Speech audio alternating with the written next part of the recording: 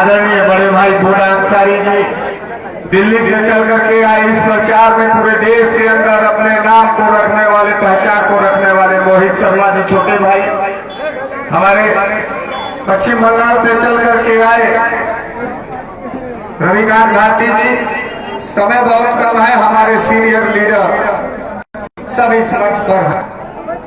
मुझे आप सुनते हैं, मुझे आप लड़ते हुए देखते हैं। मैं आपके बीच में सिर्फ इसलिए आया हूं कि बनारस कभी भी गूंगा और गुलाम नहीं हो सकता। बनारस जब भी उठता है तो इनकलाब का आगाज करता है। मेरे दोस्तों, याद करिए पिछले सालों में जब नोटबंदी हुई, तमाम पार्टियों के नेता यहां थे, नरेंद्र मोदी की पुलिस और नरेंद्र मोदी की पूरी प्रशासनिक अमला हम लोगों को लाठियां भाज करके घरों के अंदर बंद कर रही थी। 1 रुपया भी घर में नहीं था, लोग तड़प करके अपनी जिंदगी से जूझ रहे थे। बताइए सपा वाला कैंडिडेट कहां था? मैं पूछना चाहता हूं, बताइए कांग्रेस के लोग कहां थे? मैं पूछना चाहता हूं, बताइए बसपा के लोग कहां थे? नोटबंदी पर 3 बार जेल जाने वाला आपका यह बेटा, आपका ये भाई बनारस वाले मिश्रा जी है। ये कोई भोपाल की बात नहीं है। सिर्फ एक गूगल पर जाइए, बटन दबाइए, बनारस वाले मिश्रा जी सर्च करिए, आपको गर्व होगा कि आपका बेटा लड़ने वाला है। सीएनसी पूरे बनारस के अंदर दहशत का माहौल था। याद करिए बेनियाबाद का वो धरना, उस धरने में हमारे भोला अंसारी जी हैं, ये लड़ रहे थे, हम लोग लड़ रहे थे। हमारे बहन बेटियों को, मुस्लिम बहन बेटियों को घसीटा गया था उस मैदान में। उसी दिन में शाम को जी न्यूज के चैनल पे डिबेट में बैठा हुआ था और भाजपा के प्रवक्ता को कहा था उस वक्त में कि अगर बहन बेटियों को पर हाथ लगाओगे तो चीर दिए जाओगे। औकात में रहना सीख लो, हैसियत में रहना सीख लो। बनारस जब समर्पण करता है, बनारस जब अपना प्यार देता है तो भिखमंगे आदमी को भी सांसद बना करके प्रधानमंत्री बनाता है। और बनारस जब बगावत करता है, बनारस जब अपने भाई को बनाता है, तो यकीन मानिए संसद और विधानसभा में बैठे हुए जो जल्लाद लोग हैं, उनका वही कुर्सी के नीचे कफन करने का भी ताकत रखते हैं। ये बनारस है गुरु, संभल करके रहना चाहिए। यहाँ ये लड़ाई जो हम लोग लड़ रहे हैं, कोई एमपी एमएलए बनने के लिए नहीं लड़ रहे हैं। हम लड़ने वाले कौम के लोग हैं। इतिहास है बनारस में, बनारस वाले मिश्रा जी का, इसलिए ललकार के आपके बीच में बोल रहे हैं। कोई घरों में छोटे में टीवी रिमोट बदल करके और सूटकेस की पॉलिटिक्स, सूटकेस पॉलिटिक्स समझते हैं ना? पैसे की पॉलिटिक्स, पैसे का पॉलिटिक्स करने वाला आदमी नहीं हूं। घरों में टीवी रिमोट बदल करके खाली चैनल देख करके बोलने वाला आदमी नहीं हूं। बनारस के सड़कों पर सरकार से 2-2 हाथ करने वाला नेता हूं। लड़ा हूं, लड़ूंगा और लड़ता रहूंगा। एक कदम भी पीछे नहीं हटूंगा। जिसके दिमाग में यह फितरत है कि बनारस को गूंगा और गुलाम बना देंगे, उनसे खुली आवाज में कहना चाहते हैं कि हम भी नजर से नजर और छाती से छाती सटा करके तुमसे लड़ेंगे। एक कदम भी पीछे नहीं जाएंगे। हमारे नेता यहाँ पर, हमको तो आप सुनते रहते हैं, हम सुनेंगे, लेकिन जो सब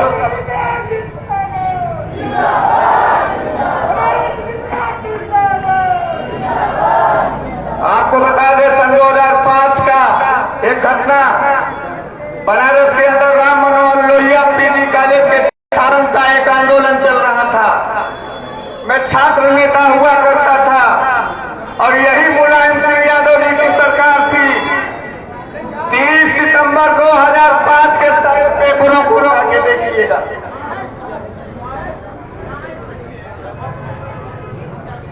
जी जी बस।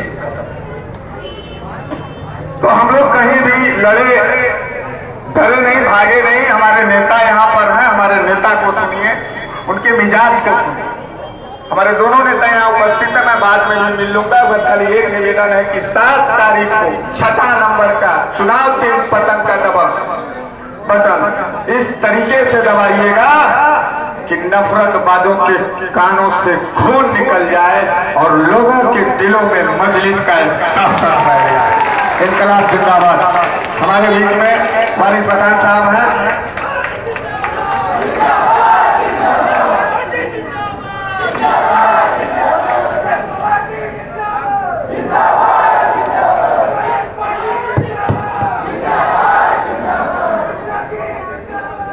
बनारस की इस खूबसूरत आवाम को मेरा अस्सलाम वालेकुम और नमस्कार।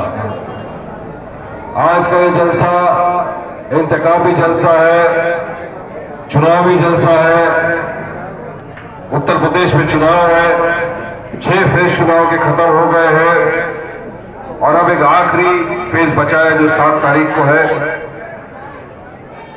जिस तरह से मुख्तलिफ सियासत पार्टियों ने अपने अपने उम्मीदवारों को इस बनारस के हल्के से उतारा है, टिकट दी है चुनाव में खड़े होने के लिए, इसी तरह से इस मरतबा मजलिस इत्तेहादुल मुस्लिमीन ने भी यहां से टिकट दी है। डायस पर तशरीफ फरमा ऑल इंडिया मजलिस इत्तेहादुल मुस्लिमीन के general secretary Uttar Pradesh doctor पवन राव अम्बेडकर जी, यहाँ के जिला अध्यक्ष शाह महराज साहब, और भले ही हम समझियो ना किसी से कम, हमारा नाम हरीश मिश्रा बनारसी मिश्रा। आपके अपने मिश्रा जी को मजलिस इत्तेहादुल मुस्लिमीन ने यहां से ठहराया है। 388 शहर उत्तरी विधानसभा के प्रत्याशी है। इनका चुनाव चिन्ह है पतंग। पतंग तो उड़ेगी बनारस में इस मरतबा 7 तारीख को इंशाअल्लाह। उड़ाएंगे ना? अरे खामोश हो, खाना वाला खा के आएंगे नहीं? कहा नहीं खाया, मैं भी नहीं खाया, भूखे में हवा निकलता है। अभी एक चुनाव आ गया है, अब इतने वर्षों से आप जिनको वोट देते आए, ये आपके दरवाजे पे आएंगे, भीख का कटोरा लेके आएंगे, हमको वोट दे दो, हम इख्तियार की कुर्सी पर बैठेंगे, आपके लिए काम कर देंगे, कुछ करेंगे। मगर टूट जाओ मेरे भाई, कोई काम ही हमारे लिए नहीं करना चाहते हैं, न करेंगे, नियत में ही नहीं है करना काम, क्योंकि इनको डर है कुर्सी का। मगर मजलिस इत्तेहादुल मुस्लिमीन हक की आवाज बुलंद करने में मानती है। ऐसी 10 कुर्सियों को हम लात मार देते हैं जहां हक की बात आ जाती है। हक की बात होगी।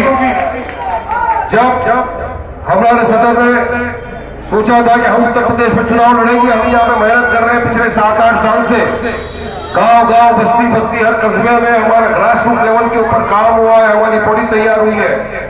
लोगों ने पूछा इस पर तो आप क्या करेंगे उत्तर प्रदेश में जाकर? हमने जवाब दिया कि हमारा सबसे पहला तो मंशा यह है कि भाजपा की सरकार को हम हराएंगे और योगी बाबा को इस मरतबा उत्तर प्रदेश का मुख्यमंत्री बनने नहीं देंगे।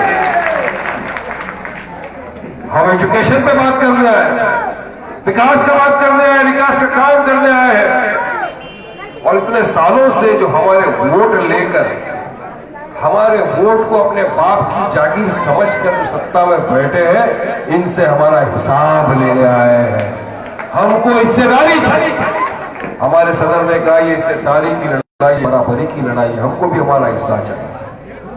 अगर 19% वाले 7% वाले को यादव बना सकते हैं, तो क्या हमारे में इतनी काबिलियत, इतनी कैपेसिटी नहीं कि हम भी यहां से चुनकर भेजे हमारे अपने भाइयों को? ऐसे कद्दावर नेताओं को यहां से चुनकर भेजे जो कभी हक की बात आ गई तो मुंह में दही जमा कर नहीं बैठेगा, लड़ेंगे आपके लिए, हक की लड़ाई लड़ेंगे आपके लिए, इंसाफ की गुहार लगाएंगे आपके लिए मिश्रा जी जाकर।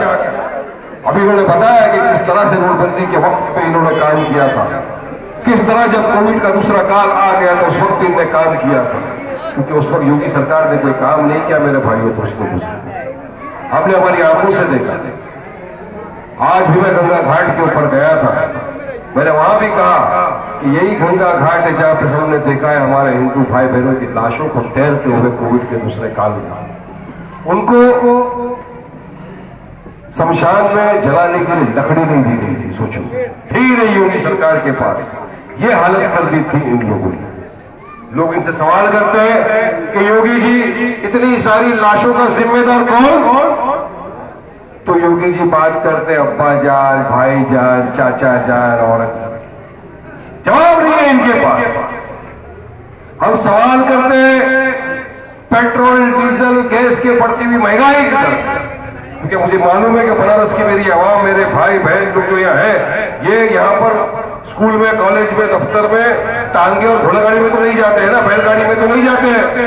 हम सब जाते हैं मोटरसाइकिल पे, गाड़ी में, उस पर पेट्रोल डीजल भी डालना पड़ता है। आसमान छू गया पेट्रोल डीजल का भाव। हमारी माँ बहनें जो घर में खाना पकाती है गैस के चूल्हे पे, पूछ लीजिए गैस के सिलेंडर का क्या भाव होगा। हम इनसे जब सवाल करते हैं कि मोदी जी कब ये भाव नीचे आएगा, इनके पास जवाब से ध्यान भटकाने के लिए फिर शुरू हो जाते हैं, हमने सारे माफियाओं को जेल में डाल दिया। अरे सारे माफियाओं को जेल में डाल दिया तो मेरे कायद बैरिस्टर असदुद्दीन ओवैसी के ऊपर जिन्होंने गोली चलाई, वो किसके थे लोग? किसने चलाई थी? और जाकर फिर ये भाजपा के नेताओं को मिलते भी है। और यकीन मानिए आज हिरासत में है, बेल तो नहीं होगी उनको, लेकिन जब भी बेल होगी बाहर आएंगे तो उनको फूल हार पिलाया जाएगा, मिठाई खिलाई जाएगी, उनको हीरो की तरह एक सम्मान किया। तो कहां क्राइम कब हुआ है? मोदी जी ने कहा अब उत्तर प्रदेश में सूरज ढलने के बाद कट्टे और बंदूक निकलना बंद हो गई, टोटल बंद हो गई। मैं कहा सही कहा मोदी जी, आप दिन दहाड़े निकल रहे हैं, कट्टे बंदूकें और फायरिंग हो रही है रस्तों के ऊपर। देश का इतना बड़ा नेता, 3 टर्म का मेंबर ऑफ पार्लियामेंट, वो सुरक्षित नहीं है तो आप और हम क्या सुरक्षित है? फिर क्यों इतने टंके बजाए जा रहे हैं क्राइम खत्म हो गया, क्राइम खत्म हो गया? कुछ खत्म नहीं हुआ क्राइम। आज भी एनएसए का डेटा है जो बताता है कि उत्तर प्रदेश में क्राइम बढ़ता ही जा रहा है। डेटा है जो ये बताता है, सेंट्रल गवर्नमेंट का डेटा है, मोदी की मिनिस्ट्री का डेटा है जो ये साबित करता है, दर्शाता है कि उत्तर प्रदेश हिंदुस्तान भारत का सबसे तीसरा पिछड़ा हुआ गरीब राज्य बन गया। तीसरे नंबर पे आ गया उत्तर प्रदेश गरीबी के अंदर। मैं नहीं बोलता हूं, डेटा पे। किसकी वजह से? हम तो नहीं थे सत्ता में, हम तो नहीं थे सरकार में। अरे इनकी गलत नीतियों की वजह से उत्तर प्रदेश की आज ये हालत बन चुकी है। हम बात करते हैं हिस्सेदारी, तो हो जाता है तकलीफ। हम चाहते हैं कि हम हमारा पिछड़ा हुआ वर्ग, हमारे दलित भाई, हमारे मुसलमान जितने भी हैं, सबके साथ जो इतने सालों से बेइंसाफी, उनको इंसाफ मिले। तो ये आपके पास आके आपको डराते हैं, ये डराते हैं कि अगर आपने मनीष को वोट दे दिया तो भाजपा सरकार सत्ता में आ जाएगी। अरे कैसे आएगी? हलवा है क्या आ जाएगी बस भाजपा सरकार सत्ता में? मैं बताता हूं आपको जवाब क्या देना। जब आपसे कोई सवाल करे ना कि हम आपको वोट दे देंगे तो भाजपा सरकार सत्ता में आ जाएगी, तो उसको जवाब देना ये वाला कि सुन बेटा बैठ इधर, 2019 का जब मेंबर ऑफ पार्लियामेंट का चुनाव आया था, मजलिस इत्तेहादुल मुस्लिमीन पूरे भारत में 3 जगह से चुनाव लड़ी। बैरिस्टर असदुद्दीन ओवैसी लड़े हैदराबाद से, हमारे अख्तर इमाम साहब लड़े बिहार से, महाराष्ट्र से, औरंगाबाद से लड़े इम्तियाज जलील। 3 सीट पर हम सिर्फ लड़े। 3 में से 2 जगह पे हमको कामयाबी मिली। महाराष्ट्र, सुनिए बहुत इंपॉर्टेंट बात है, जवाब देने में काम आएगा। बच्चों को ध्यान से बिठा के अंकल को चमट मारने का, बराबर समझा देगा। सुनो प्यार वाली। औरंगाबाद में 23 साल भाजपा और शिवसेना का जो मेंबर ऑफ पार्लियामेंट था, 23 साल से बैठा हुआ था गद्दे पे, हमने उसको हरा के मिटा के लात मार के बाहर फेंका शिवसेना वाले। हमने ताकत है हराने की, इनमें ताकत नहीं है उनको हराने की। इनकी नपुंसकता की वजह से आज भाजपा सरकार सत्ता में बैठी है, तो ये पूरा डिगरा हमारे सर पे डाल रहे हैं।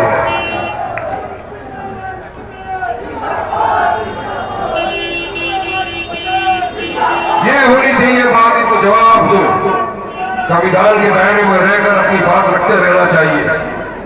आज अगर देश में आप देखिए किसी भी तरह की कोई भी आपत्ति आ जाए, ट्रिपल तलाक का मुद्दा आ गया, मॉब लिंचिंग का मुद्दा आ गया, जिसमें हमारे दलित भाइयों को मारा गया, मुसलमानों को कभी जेएसआर के नाम पे मारा गया, कभी गाय के नाम पे काटा पीटा गया। जब कभी भी